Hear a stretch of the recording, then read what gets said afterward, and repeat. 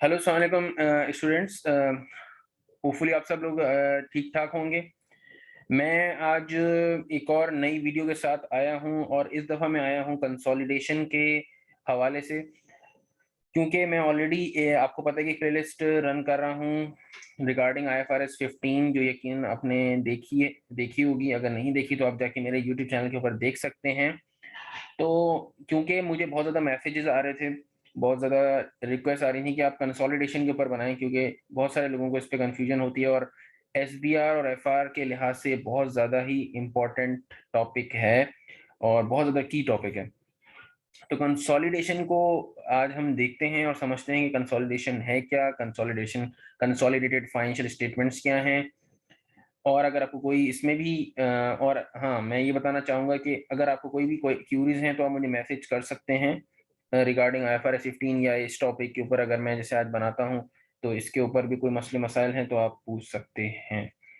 तो consolidated financial statements बहुत ही आसान तरीके से, जितना आसान हो सकेगा, जितना लेमैन में हो सकेगा, मैं समझाने की कोशिश करूँगा और ताकि जिसको कुछ भी नहीं आता वो भी समझ जाए।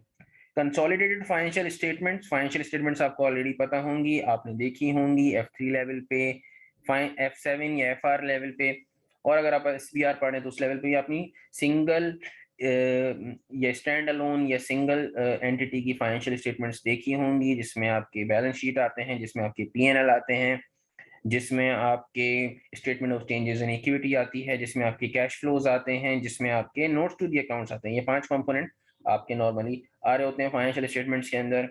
लेकिन कंसोलिडेटेड फाइनेंशियल स्टेटमेंट, जैसे कि नाम बोल रहा है, कंसोलिडेट कोई मुश्किल चीज़ नहीं है। कंसोलिडेट अगर आप गूगल पे जाके गूगल करेंगे इसकी मीनिंग, तो कंसोलिडेट का मतलब होता है कंबाइन करना, मिलाना, कंबाइन करना, कंसोलिडेट करना, मर्ज करना, ठीक है? तो कंसोलिडेटेड फाइनेंशियल स्टेटमेंट यानी कि फाइनेंशियल स्टेटमेंट को मर्ज करना, ठीक है? कंसोलिडेटेड फाइनेंशियल स्टेटमेंट को मर्ज करना। अब फाइनेंशियल स्टेटमेंट को मर्ज क्यों करेंगे भाई? फाइनेंशियल स्टेटमेंट को इसलिए मर्ज करेंगे कि लेट्स से कि एक कंपनी है, दूसरी कंपनी को परचेज़ कर रही है। दूसरी कंपनी परचेज़ कर रही है, तो इसको आईएफआरएस की टर्म्स में कहा जाता है जो है बिज़नेस कॉम्बिनेशन। आईएफआरएस की टर्म में इसको बिज़नेस कॉम्बिनेशन कहा जाता है कि अगर ये कंपनी दूसरी कंपनी को परचेज़ कर रही है या उसको खरीद रही है। तो अब क्या होगा कि आईएफआरएस कहता है कि आपने एक फाइनेंशियल स्टेटमेंट बनानी है दोनों की। दोनों की अलग-अलग, दो एक ए कंपनी है, एक बी कंपनी है। दोनों की अलग-अलग फाइनेंशियल स्टेटमेंट्स तो वैसे ही होंगी जैसे कि आप लोग पढ़ते हुए आ रहे हैं। लेकिन आईएफआरएस कहता है कि एक और फाइनेंशियल स्टेटमेंट बनाओ जो कि कंसोलिडेटेड हो, यानी कंबाइंड फाइनेंशियल स्टेटमेंट हो।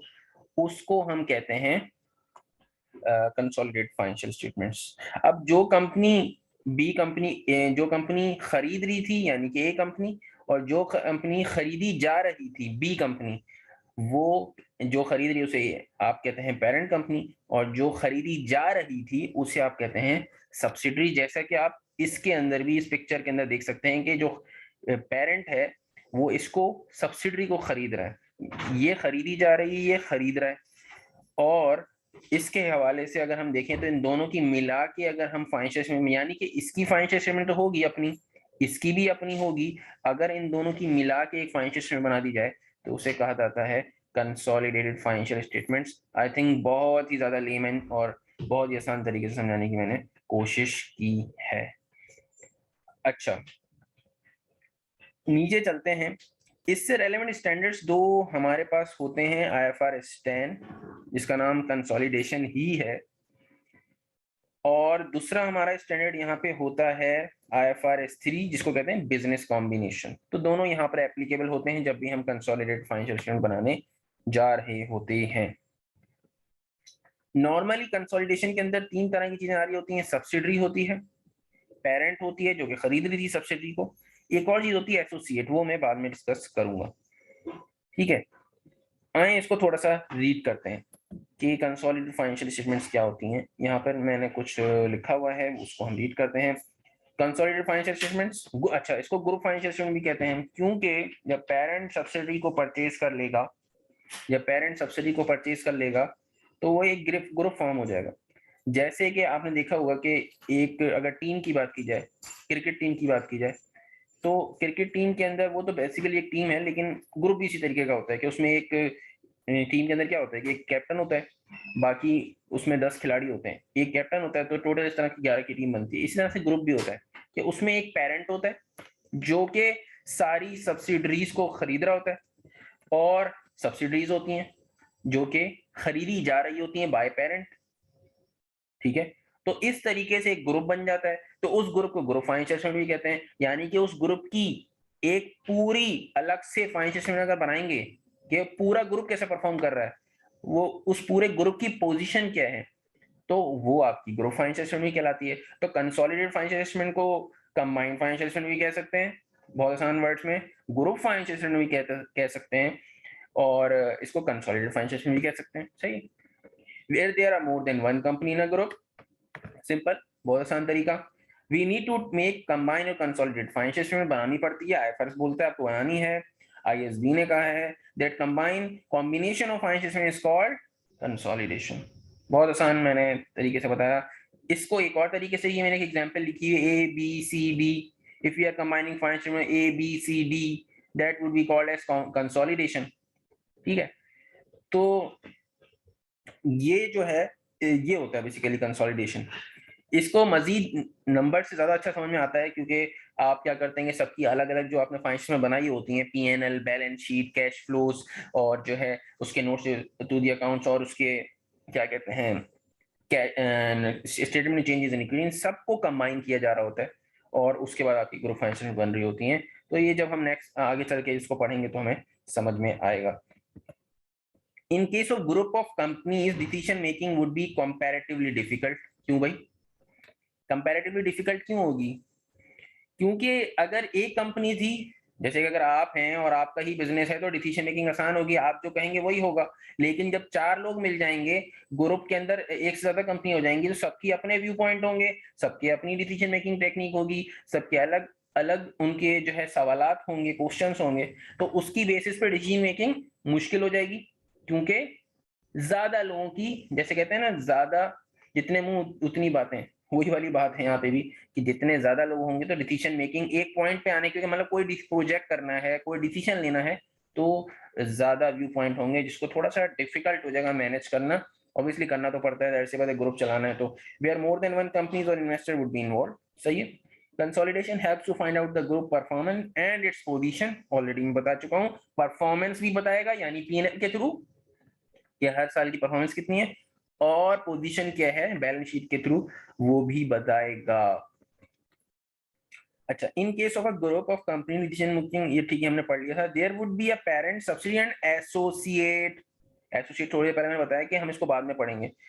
एसोसिएट भी एक चीज होती है, एक होती है सब्सिडरी और एक होती है एसोसिएट। यानी कि मतलब ये हुआ कि ग्रुप के अंदर सब्सिडरी तो होगी ही, एसोसिएट भी होगी। अच्छा, सवाल यह है कि क्या एसोसिएट की फाइनेंशियल स्टेटमेंट को भी उसी तरीके से कंबाइन किया जाएगा जिस तरह से सब्सिडी को किया जाएगा? बिल्कुल नहीं। एसोसिएट की कुछ चीजें होती हैं जो कि आपके कंसोलिडेटेड या ग्रुप फाइनेंशियल स्टेटमेंट में जाती हैं, वो 100% कंबाइन नहीं होती। वो क्या होती हैं वो हम आगे जाके देखेंगे। In order to make a subsidy, parent need to have a control. Control ये बहुत इंपॉर्टेंट टर्म है, इसको हाईलाइट कर देते हैं यहाँ पे। कंट्रोल होना बहुत जरूरी है। अगर कंट्रोल नहीं है तो आप कंसोलिडेट ही नहीं कर सकते।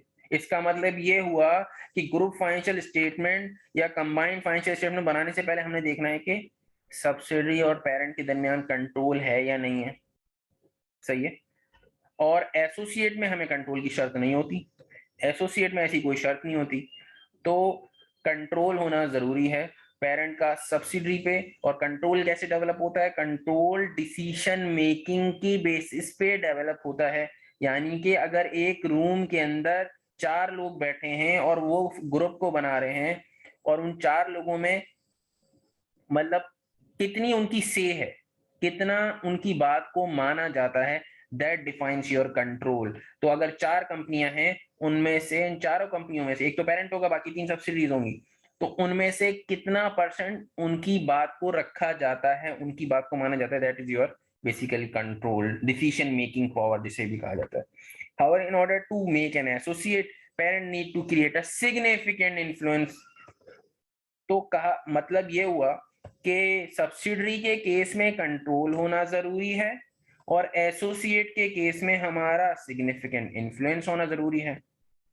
दोनों में फर्क क्या है? कंट्रोल में तो आपकी बात को रखा जाएगा, और इससे ज्यादा मेरे ख्याल में आसान बात समझ में नहीं आएगी कि मतलब मैं आपसे बिल्कुल ही लेमैन में बात कर रहा हूँ कि कंट्रोल में बोल रहा है कि आपको आपकी बात को रखा जाएगा, मतलब आपकी बात को माना जाएगा। सिग्निफिकेंट इन्फ्लुएंस में जरूरी नहीं है कि आपकी बात को माना जाए, आपकी बात को कंसिडर किया जाएगा, सही लगेगी तो बाकी लोगों से डिसाइड करके। जैसे 4 लोग बैठे थे, मैंने ऐसे रूम की एग्जांपल ली थी, उसमें से 2 सब्सिडी थी, एक एसोसिएट था, एक पेरेंट था, ठीक है। तो एसोसिएट वाली की बात को कंसिडर भी किया जाएगा, उसकी बात को डिस्कस भी किया जाएगा, लेकिन जरूरी नहीं है कि उसकी बात को रखा जाए, लेकिन सब्सिडी के केस में उसकी बात को रखा जाएगा। मेरे ख्याल में बहुत आसान बात समझा रहा हूँ कि मतलब मैं इसमें कोई भी डिसीजन मेकिंग पावर इस तरह की मैं टेक्निकल टर्म्स यूज नहीं कर रहा, मैं बहुत आसान सी, मतलब उसका इन्फ्लुएंस बहुत सिग्निफिकेंट होगा, लेकिन उसके पास कंट्रोल नहीं होगा, उसके पास डिसीजन लेने की पावर नहीं होगी। इन case of subsidy, controlling percentage is very important. Controlling percent यहाँ 50% होती है कि अगर 50% से सब्सिडरी का कंट्रोल है, सॉरी पेरेंट का सब्सिडी पे कंट्रोल है मोर देन 50%, तो वो सब्सिडी बन जाती है और तभी आपका कंट्रोल डेवलप होता है कि 50% से ज्यादा है। अच्छा, इसमें होल्डिंग परसेंटेज इररेलेवेंट होती है। होल्डिंग परसेंटेज से हम कंट्रोल को डिफाइन नहीं कर सकते। Holding percentage has little importance as compared to controlling percentage. In order to consolidate subsidiary, a parent should have more than 50% of control over subsidiary. Control happens through decision making power. I think मैंने काफी इसको आसान तरीके में समझाने की कोशिश की है। आपकी और कोई क्यूरीज हों और कोई मसले मसाइल हों तो आप मुझसे वो भी कमेंट्स के अंदर पूछ सकते हैं या मुझे मैसेज भी कर सकते हैं। चैनल को जरूर सब्सक्राइब कर दिएगा ताकि, और बेल आइकन को भी क्लिक कर दिएगा ताकि आपको फ्यूचर में जितनी भी मेरी वीडियोस हैं वो मिलती रहें और इस प्लेलिस्ट को आप देख सकें। तो होपफुली आपको ये वीडियो समझ में आई होगी। इंशाल्लाह नेक्स्ट वीडियो में इसके अगले कॉन्सेप्ट के ऊपर और किस तरह ये नंबर्स के साथ कंबाइन होके दिखती है वो उसके ऊपर आएंगे, और एसोसिएट पे भी फर्दर डिटेल में बात करेंगे और क्वेश्चंस भी करेंगे। तो इंशाल्लाह यहाँ तक रखते हैं इसको, नेक्स्ट टाइम मिलेंगे नेक्स्ट वीडियो के अंदर। Thank you so much.